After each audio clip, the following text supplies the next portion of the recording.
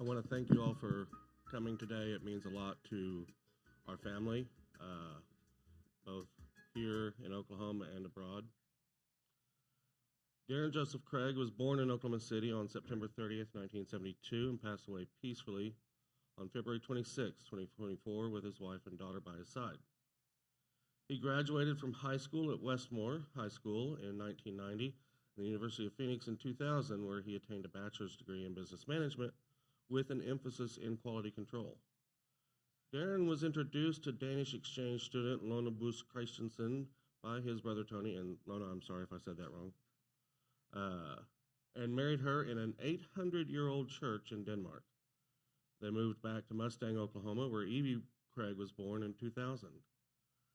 Darin and Lona adopted Zizi from China and began celebrating her Gotcha Day on November 1st, 2010, and her birthday is July 7th, 2000. Darin followed his quality control career from OKC to Sao Paulo dos Campos, Brazil, Bergen, Norway, and Cluj, Denmark. And again, I apologize if I said that wrong. The whole family became multilingual. Darin and his family traveled extensively to the Norwegian Arctic Circle to stay in an ice hotel and see the northern lights, the Amazon rainforest to sleep in the forest canopy, Venice, Paris, and on and on. As Tony said, Darin saw and experienced more in 51 years than most would in 2 lifetimes. Darin knew colonoscopies were recommended at 50 and planned to have his when he reached that age, but at 49 he began experiencing abdominal problems, which was later diagnosed as cancer, which had already metastasized. He completed 3 rounds of chemotherapy when doctors told him they had nothing else to try. While searching for trial studies for which he might qualify, he passed away peacefully with his family by his side. Darin is survived by his wife, Lona Bus Craig, daughters Evie and Zizi, brothers Tony and Jimmy, his father and stepmother, James and Melanie, and his Danish family. And something many of you know about Darin is that he was a huge Star Wars fan, which is why we picked May the 4th for his memorial.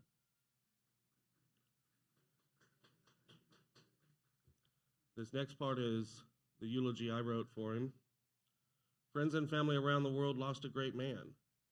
Many of us have visited places around the world. Darin lived around the world. Darin dove in headfirst and seemingly fearless into things that would scare most of us. He was introduced to the love of his life by Tony and moved 5,000 miles away to a completely different culture and language he knew nothing about just to be with her.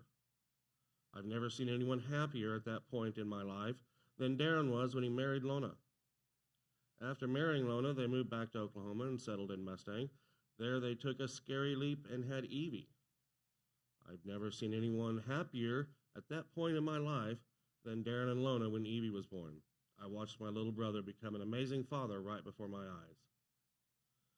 An early memory of Darin's adventurishness was when he, Lona, and Evie took Grandma, or Gigi, Mom, Dad, Tony, Amanda, and me for a weekend hiking trip to Northwest Oklahoma for Darin's 30th birthday. The highlight, or nightmare, of that trip was Darin, Lona, Evie, and me sleeping in a cave darker than the darkest night and filled with every creepy crawly known to God and man. Several years later, Darin, Lona, and Evie made the most loving yet daunting decision to go literally to the other side of the planet and adopt Z. Evie jumped into the sister role like she was born for it. Seemingly overnight, Darin and Lona were loving and doting on 2 amazing kids. I've never seen anyone happier than Darin, Lona, and Evie than when Z became their daughter and sister. I remember Z's first holiday in America. She didn't speak much English, but Darin, Lona, and Evie worked hard to learn Mandarin, all for Z. Darin told us her table manners, something Dad instilled in us, just ask Tony or me about elbow forks, would be different than ours. That was one of 100 times we got to see Darin and Lona lovingly teach rather than criticize their kids. A few years later, Darin's job offer in Brazil, of all places, just like I saw him do after every big decision before. He jumped in headfirst and took his family on one of the many once-in-a-lifetime experiences to come. In Brazil, they did things many of us could only dream of, such as camping in the Amazon and attending World Cup soccer games. After Brazil came Norway and more amazing adventures, such as traveling to the Arctic Circle where they went dog sledding and stayed in an ice hotel. While in Norway, Darin took on the greatest challenge of all, bringing Dad, Big Jim, and me to visit. It was a great experience for all of us. My favorite memory isn't one of an excursion or an event, but watching Darin and Lona continue to wonderfully raise their family, and Darin fully participating in a different culture and speaking a fourth or fifth language. As with everything before, he jumped into that world and excelled. After our mom died in 2016, Darin took another leap that seemed unexpected and giant to us here. He left his job in Norway, and the family moved back home to Denmark. He got another job, they got a house, and the family was ready for this next fantastic chapter of their lives. A few years later, he got the news. He had colon cancer with a large abdominal tumor and many smaller spots in other organs, but he faced cancer with the same determination and focus he did with everything else. If someone didn't know how strong he was before this, they couldn't help but see it now. He coordinated a weekly, semi-weekly video call with Dad, Tony, and me, and he kept us informed of his treatment, his prognosis, and any good goings-on. He made sure we all talked regularly, even when he couldn't. He made sure we knew how much he loved all of us. Throughout that nightmarish ordeal, Darin maintained the fortitude we all needed. He got us through his hell with his resilience. We are all better and stronger because of Darin. Next, I'd like to ask the older, much older, and uglier Tony to come up.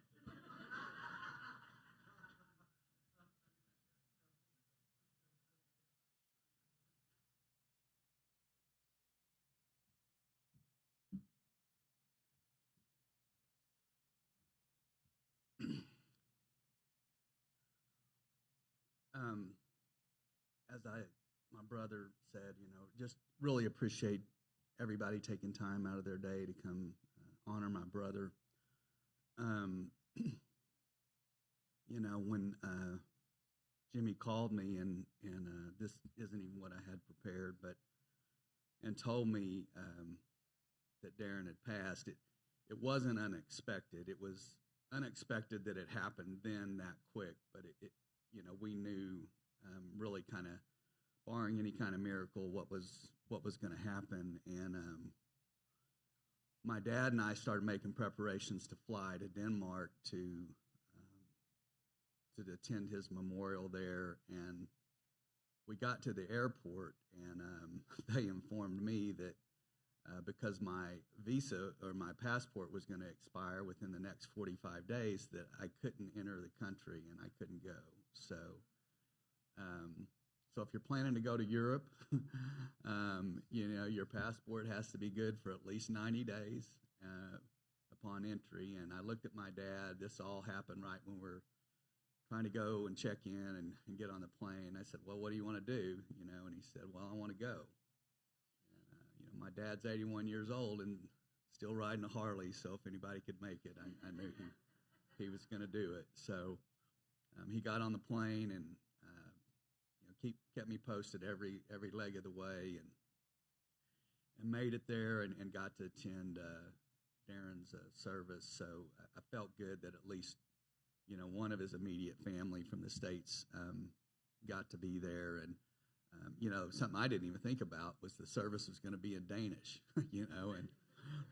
so they didn't have an interpreter, I don't think, did they, Dad? So. But what Jimmy didn't mention was that Darin was buried in this. That his service was held in the same church that he got married in, that 800-year-old church. So 827 now, yeah. So I thought that was, really pretty neat. So,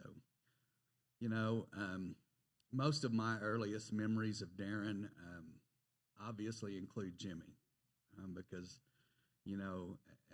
as youngsters, they were joined at the hip. I'm 7 to 8 years older than them, and that's a pretty significant difference whenever you're that young. I recall one time, I don't really recall what they did wrong, but they had gotten into some kind of trouble, and Dad sent them upstairs. And I just remember as they were going upstairs, Darin's comment was, "Daddy's a lum-lum." And to this day, I don't know what a lum-lum is, but I know coming from a 5-year-old that it was not very kind words, so I don't know if Dad heard that or not, but I know that story's gone around over the years. And then, there was the time as youngsters that in the summer, Dad would give them mohawks. This would happen for a couple years, whenever they were too young to know better. But he would do a specialty mohawk where he would leave the middle unshaven, and he'd leave these 2 patches hanging out over their ears, and they just loved it, and I was old enough to know there's no way you're going to give me a mohawk, So, one of our highlights every year was Christmas, and me and Jimmy and Darin, we always had a tradition where we would all stay in my room that night and just stay in the room, just anticipating the next morning and, what was going to be down under the trees and under the tree. And they would eventually go to sleep around midnight. And I wouldn't sleep. It was pure torture for me, it would. And Dad wouldn't let us get up till 6 a.m., which I thought was utterly ridiculous. It should have been, was it 5? Okay, it should have been 4. But I'd be the first one to wake them up, and would go down there together. And that was just a great memory that I have of us always staying in my room as kids.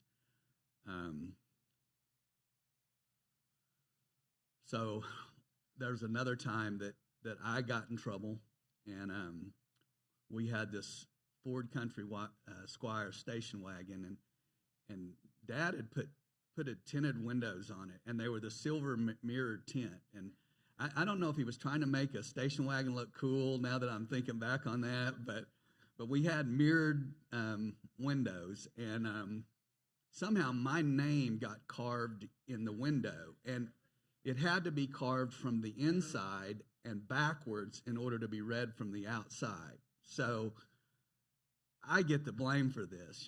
There's no way anybody else could have done that. And it's years later that Darin admits, that it was him. And I think my dad never would have thought that, somebody that much younger would have the capacity to do that. And I'm sure Jimmy was in on it with him. But yeah. My parents, they would leave me to babysit my brothers, and not a wise decision probably, but I think I did the best I could. But every time they would come home from whatever event or outing they had gone to, my brothers would regale these stories of how torturous I was and evil their older brother was. And so one time, I'm babysitting my brothers again, and as soon as they leave, all hell breaks out in the house. My brothers are doing everything within their ability to try to get my goat, and I'm like, what's going on here? And they had set me up. They had a recorder set up, right? And so as soon as my mom and dad comes home, they go run and see, we told you how evil he is. And they've got me saying a few choice words on this recorder, and they had proof that Tony was the evil big brother that they had said all along. So pretty ingenious plan for a couple little kids.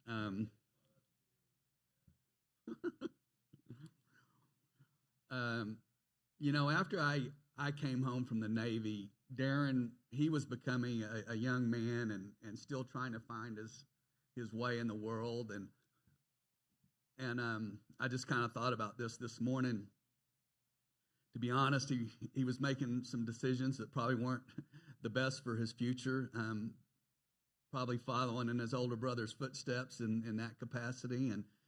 And I remember one time, I think my dad called me, or I forgot how I found out about it, but Darin had a gun. He had a pistol, and in his room, he shot it into a phone book, thinking that that was thick enough to stop it. And Dad comes home from work, I think it was, and it's got a bullet hole coming out the front of the house, from upstairs. And so he wasn't always a saint, and but not long after that, as Jimmy had mentioned, I introduced him to his wife to be. My dad had a bar and grill in Bricktown, and I bartended for him. And she came in one night with a friend of hers, and they had these funny accents. I could tell they weren't from Oklahoma, at least, And I just started talking to him, and I invited him to see a musician the next weekend, and then I had invited Darin too, and the intent was not necessarily to, a blind date or anything of that nature, but it kind of just happened. Darin and Lona connected, and like Jimmy said, 6 months later, I don't even know if it was 6 months. He's telling us he's selling all his belongings, and he's quitting his job, and he's moving to Denmark. And I thought, you have lost your mind. Darin, or Lona, if you're listening, this is what I thought at the time. My opinion has changed since then, but I thought there is no woman on the face of the earth worth moving across the world for, And I don't think I voiced that to him, but I thought it. And if I had voiced that to him, I'm glad he did not take my advice.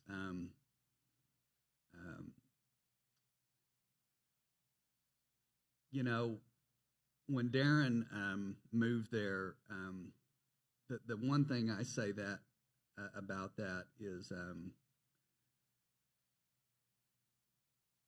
I have no doubt that Darin would have had a great life had he not met Lona, because of the character that my brother has or had. But there's no way that it could have been better than it was in meeting you, Lona, and having Evie and adopting Z. You guys really helped him to become the man that he was. When Darin became a father, the amount of love he exhibited with the girls was phenomenal. The amount of patience he exhibited was different than any we had experienced as boys. And I'm not saying my dad didn't love us, because given the material he had to work with, he did a phenomenal job. But none of us Craigs are known for our patience, and it's something that I work on continually. And it was just different. The way he raised his girls was different. As boys, we were just always into something, but the way he raised his girls, granted, they were girls too, and I think you've got to raise girls different than boys. But over the past couple of years, those closest to my brother got to watch him fight his battle firsthand. I think we were all amazed at how he faced his fight. His genuinely seemed more concerned with others, as Jimmy said, and how they were doing as opposed to his own health. During this time, I had quite a few one-off conversations with my brother through Facebook. One of the blessings of technology, we can talk to people halfway across the world, and so we had some great conversations during the last 18 months of his life. And I know he leaned heavily on his family during that time.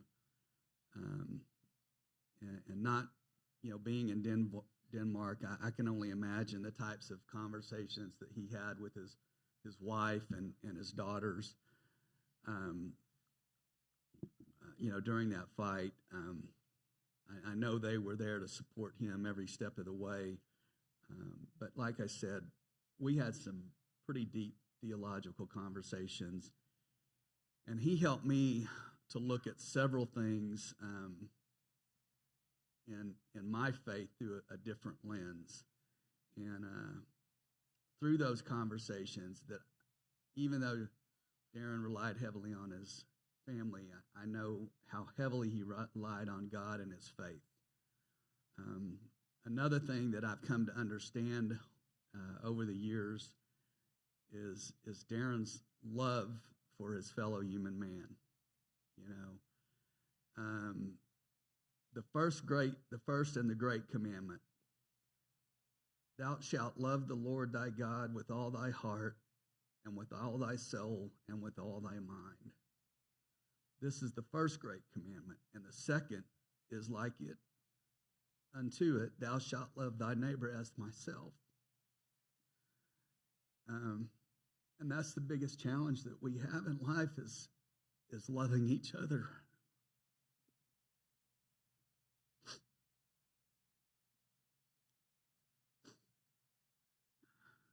I know it is for me. God doesn't call us on to love the people that we agree with and that we love. He calls on us to love everyone, even our enemies. And I try to live my life that way, but I fail. I fail that day by day and hour by hour. But if I could just be more like my brother Darin, that'd be an enormous improvement. Thank you.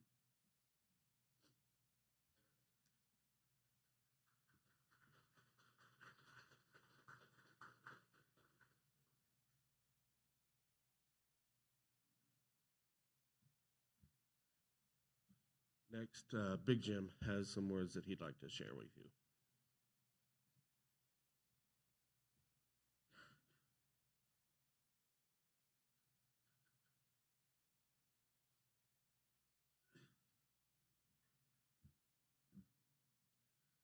Hey, y'all. I'm Jim Craig.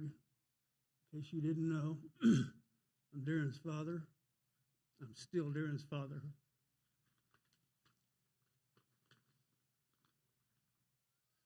The family got together in Maryland, last year, in Evie's last softball game in her graduation from college. And after, Melanie, my wife, told me that she was impressed with Darin, how kind and gentle he seemed, and how intelligent. And I agreed with her, but I thought, yeah, she should have seen him as a kid. I have some words to tell you about basically Darin's younger years, about what may have helped form his character as it ended up being, things that we saw in him earlier and things that maybe we had a little addition to him to help him in his youth, which, like all kids, he needed some help. When Darin Joseph Craig was 15 minutes old, the doctor rushed him out of the delivery room into my arms. It shocked me at first, and it shocked him at first. But I looked at his eyes, and he looked at my eyes.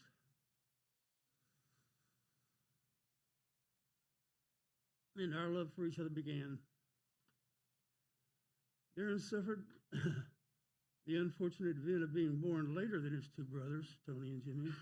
He could never understand why he couldn't do everything they could do. Like all parents of two or more kids, we fought with him until we decided it wasn't worth it anymore, and we caved in. Darin was allowed to do almost everything his one-year-old brother could do. We knew, and he knew, that he had won his first battle. We had learned that when this kid set his mind to do something, he was determined to do it. This character trait served Darin well in life. When Darin was 4 or 5, he tried to take a bone away from a neighbor's dog and got a nasty puncture near his jugular vein. We were surprised to see he did not develop a fear of dogs. Instead, he continued loving and cuddling our pets and other more friendly pets. We learned he wasn't about to give up his love for animals, and that even manifested itself in more when he stopped eating meat. Darin wasn't always a perfect little angel, as you've heard a little bit already. I got a call at work one day. The man said, "This is Principal Jones at Kelly School. Your son is showing your Playboy magazines to the boys at recess." He continued, "There's a problem with the boys being unable to concentrate on history after recess." What? Where is his teacher? Do you remember that? Do you have? No. I learned his taste in literature was not exactly what I thought it was.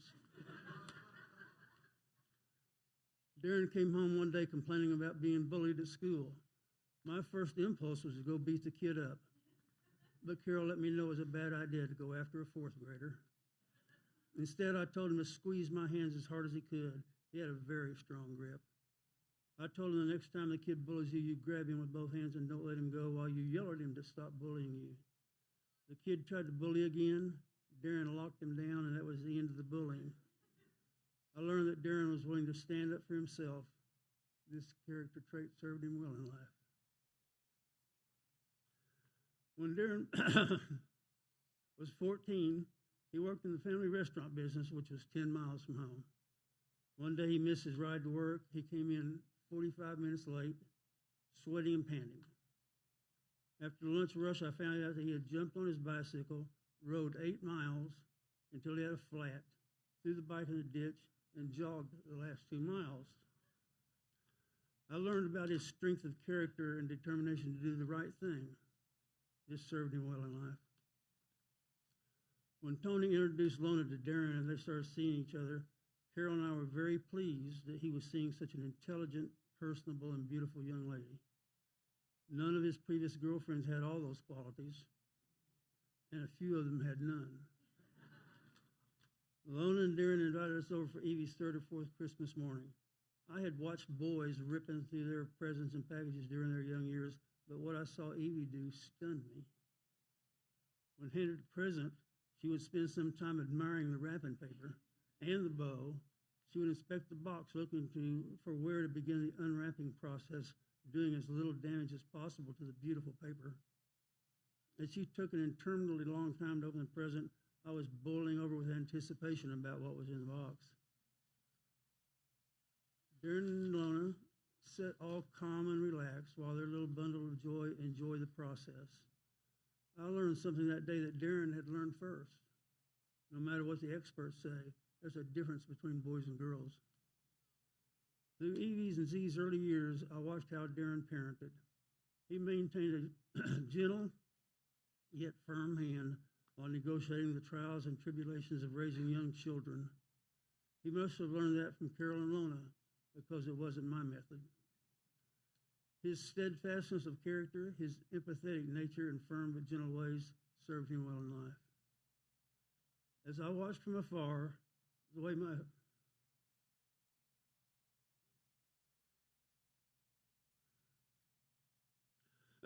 way my son coped with his final chapter, I've been inspired.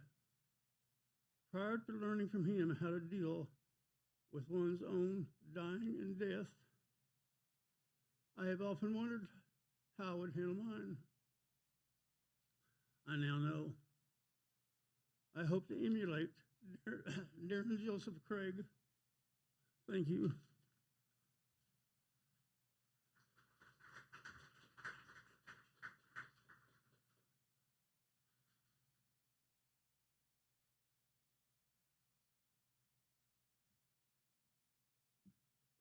And now to close, we have a video that Darin made that was shown at his service in Denmark.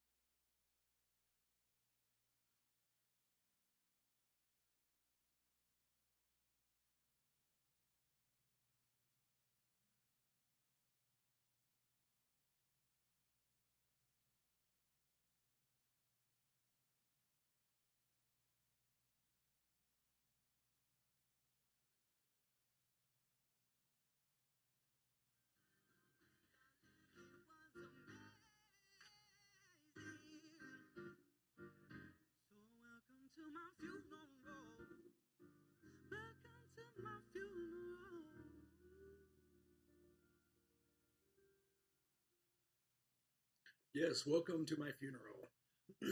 For what may be the first time someone has DJ'd their very own funeral, history of funerals. So,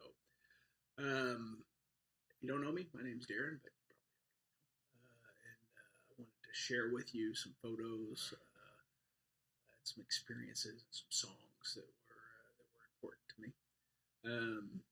Not that Jakob didn't do a good job, because I think he will do a fantastic job.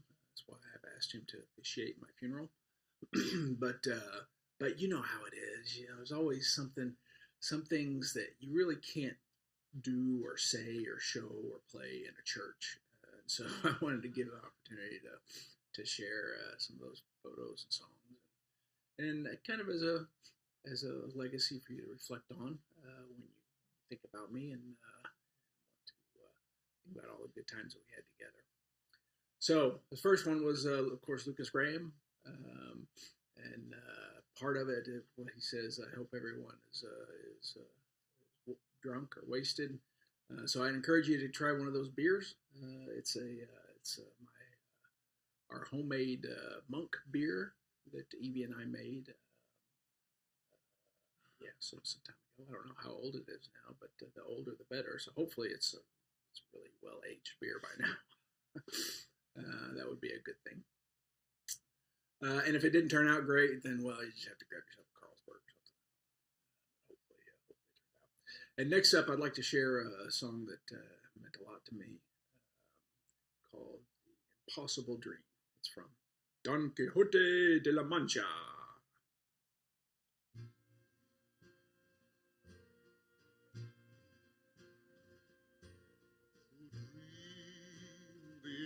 Impossible dream to fight the unbeatable foe, to bear with unbearable sorrow, to run where the brave dare not go,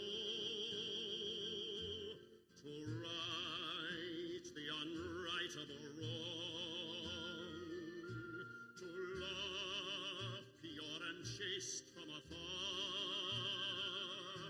to try when your arms are too weary, to reach the unreachable star. This is my quest, to follow that star, no matter how hopeless, no matter how far, to fight for the right without question or pause, to be willing to march into hell for a heavenly cause. And I know if I'll only be true to this glorious quest, that my heart will lie peaceful and calm when I'm laid to my rest, and the world will be better for this, that one man, scorned and covered with scars, still strove with his last ounce of courage to reach the unreachable star.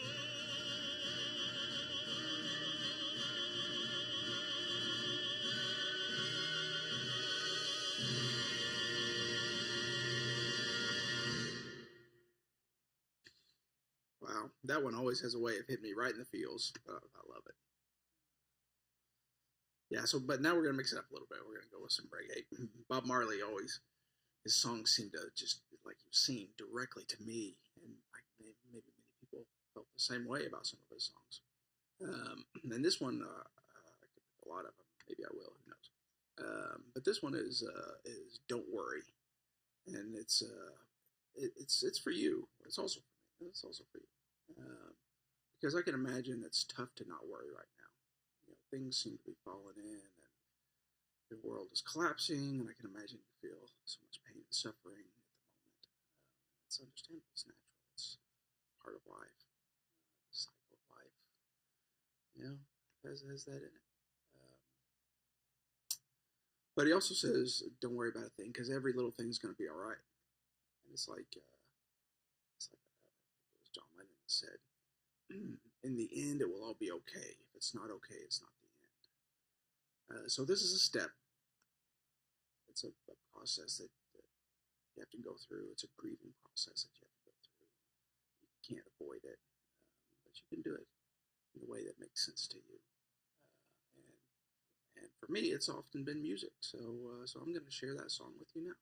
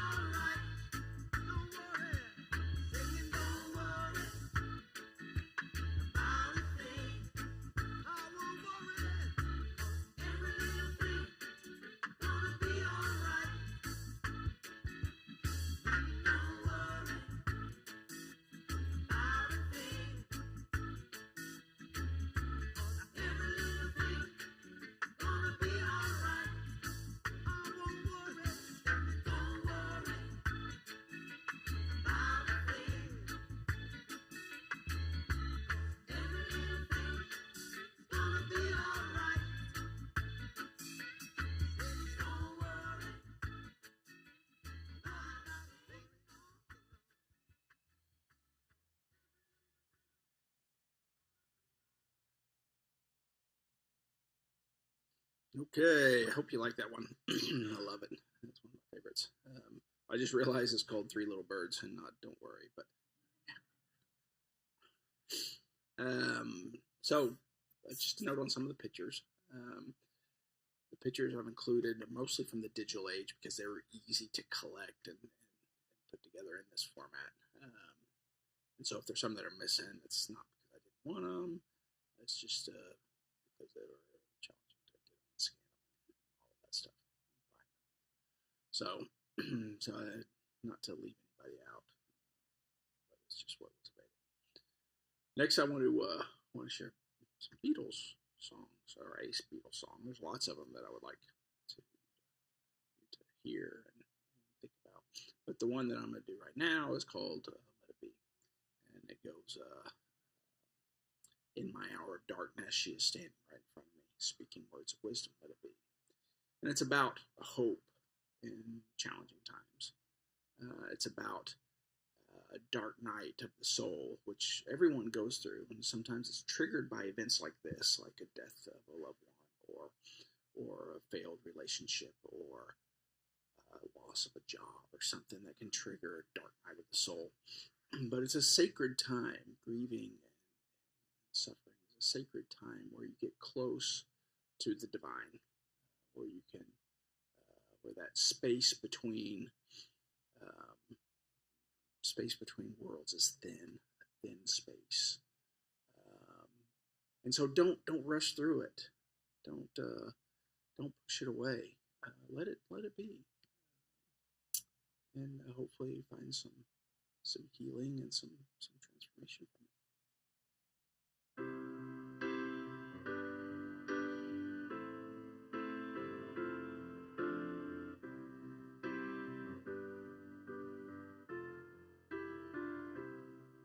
When I find myself in times of trouble, Mother Mary comes to me, speaking words of wisdom, let it be.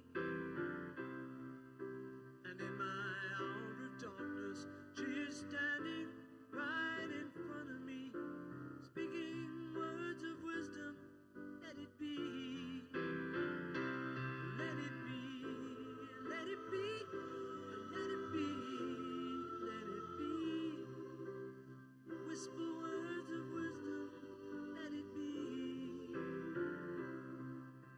And when the broken-hearted people living in the world agree, there will be an answer, let it be.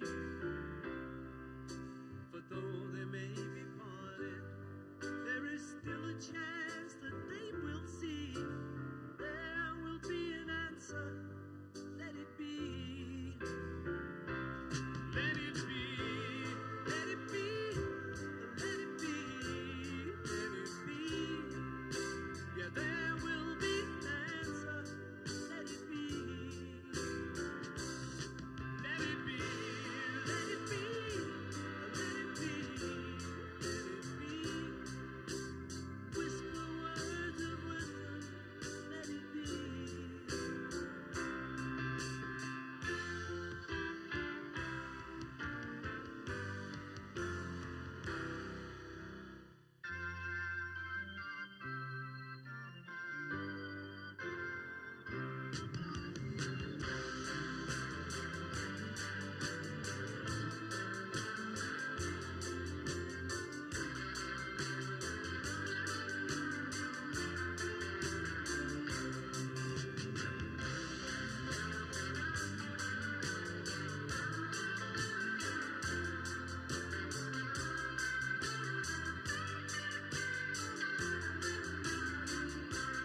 Let it be, let it be, let it be, yeah, let it be. Whisper words of wisdom, let it be. And when the night is cloudy, there is still a light that shines on me. Shine until tomorrow, let it be. I wake up to the sound of music. Mother Mary comes to me, speaking words of wisdom, let it be. Let it be, let it be, let it be, yeah, let it be.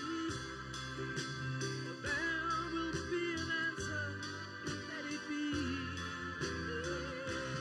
Let it be, let it be, let it be, yeah, let it be.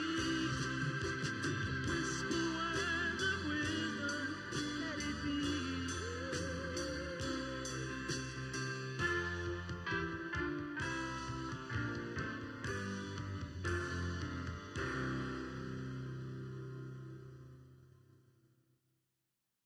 So I think we're going to stick with Beatles again with another one. It's called "With Love from Me to You." And the reason I want to include this is that I try my best to love the people around me. And sometimes it's imperfect. But one thing's for sure is that that love wells up inside of me, and I spill out into you. And whether I'm physically here or not, that love is still there. And so one of the things I've done over the last few months is left some little messages around, hopefully for you all to stumble on over the coming months and years. I tried to hide them really, really good so you didn't find them too soon. So don't be surprised if they turn up somewhere. And that's just a way for me to send love from me to you. So I hope you enjoy. If there's anything that you want, if there's anything I can do, just call on me and I'll send it along with love from me to you. I got everything that you want, like a heart that's oh so true. Just call on me and I'll send it along with love from me to you. I got arms that long to hold you and keep you by my side. I got lips that long to kiss you and keep you satisfied. If there's anything that you want, if there's anything I can do, just call on me and I'll send it along with love from me to you. From me to you, just call on me and I'll send it along with love from me to you. I got arms that long to hold you and keep you by my side. I got lips that long to kiss you and keep you satisfied. If there's anything that you want, if there's anything I can do, just call on me and I'll send it along with love from me to you, to you, to you, to you.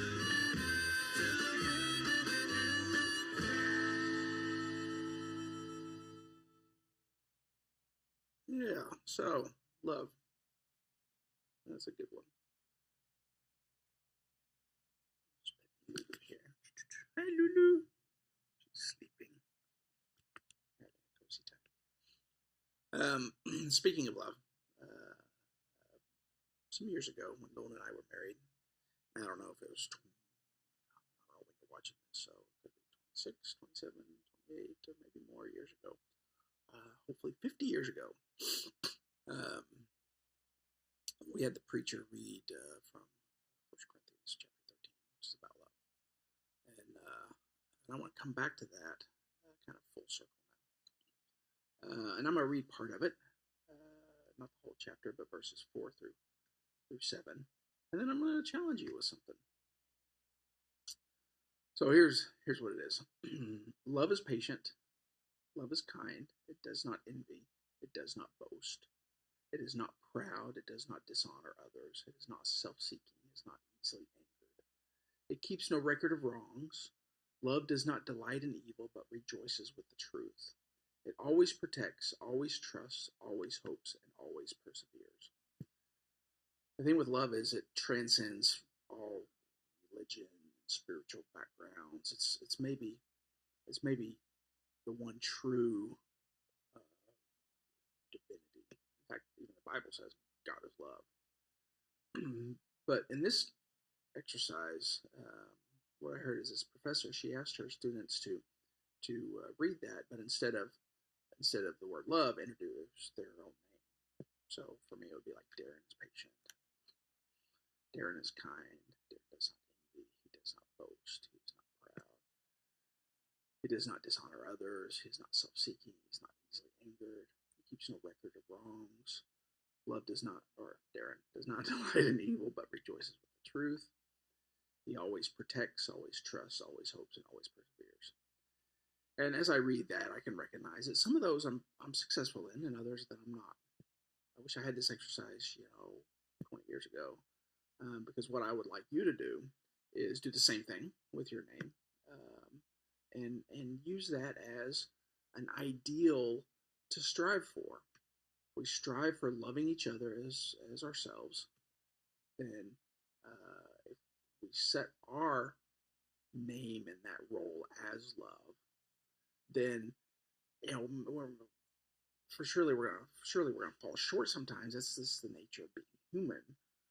But it gives us something to work towards, and it gives us an ideal that we can strive towards, and that when we do fall short of that, we can recognize that. Like this one, this one here keeps no record of wrongs.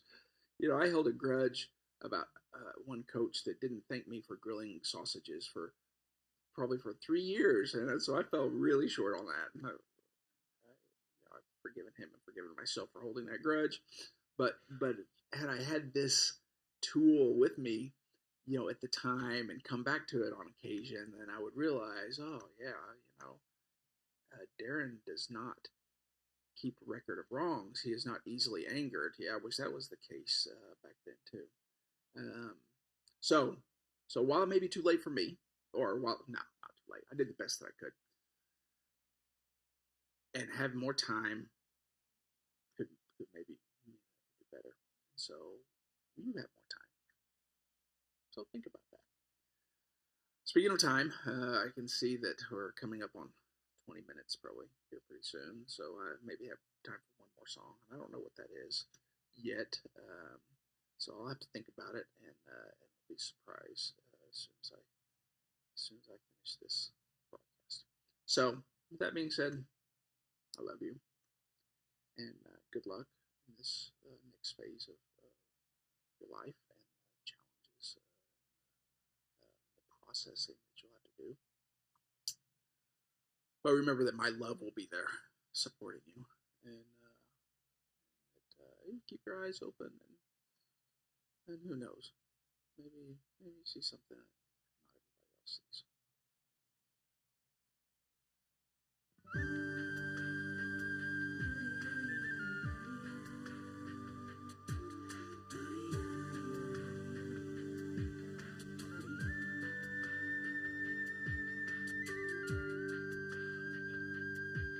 There's a ship lies rigged and ready in the harbor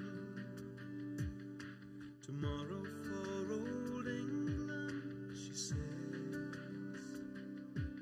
far away from your land of endless sunshine, to my land full of rainy skies and gales, and I shall be on board that ship tomorrow, though my heart is full of tears at this farewell.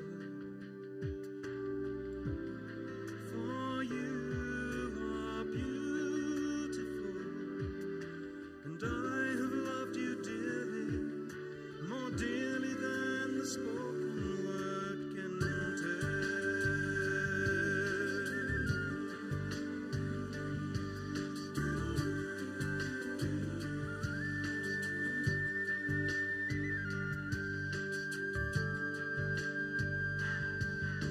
I heard there's a wicked war a-blazing,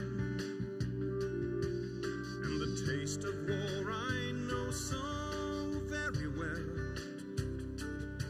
Even now I see the foreign flag a-raising, their guns on fire as we sailed into hell. I have no fear of death, it brings no sorrow, but how bitter will be this last farewell. Oh, for you are beautiful, and I have loved you dearly, more dearly than the spoken word can tell.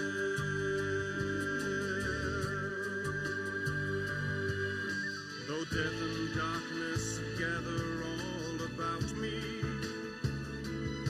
and my ship be torn apart upon the sea, I shall smell again the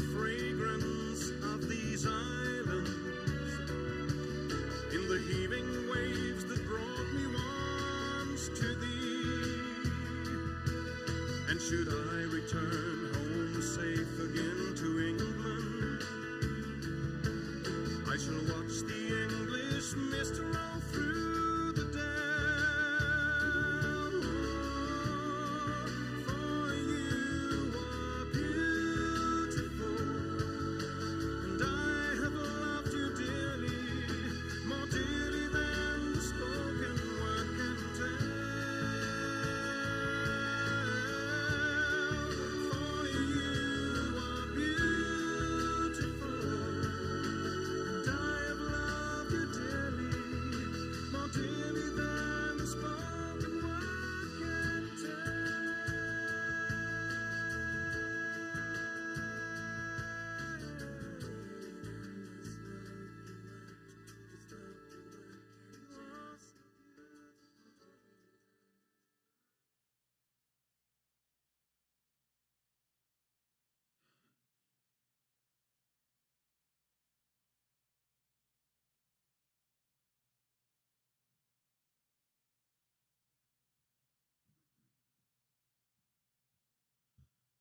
A final note that I've seen that video 3 or 4 times. What catches my attention always is throughout the whole thing, he's thinking about us and caring about us. Thank you all so much for being here. It brings great comfort to all of us. There is a reception afterwards if you want to join us at the Blue Note in Oklahoma City, 2408 North Robinson. We'll head up there from here, and if you want to watch any of this again, the link will be on the Secret Church YouTube page. And if Tony or Dad has anything else to say, I'll let them close. Oh, yes. So sitting next to Brad Keener, who is the son of one of our teachers, is another one of our teachers from Kelly Elementary, Miss Starling, 5th grade science teacher. A little side note about Miss Starling. I think my parents were a little grumbly at her letting me take home a 6-foot Godzilla one time. It was made out of paper mache. So again, thank you all for being here so much.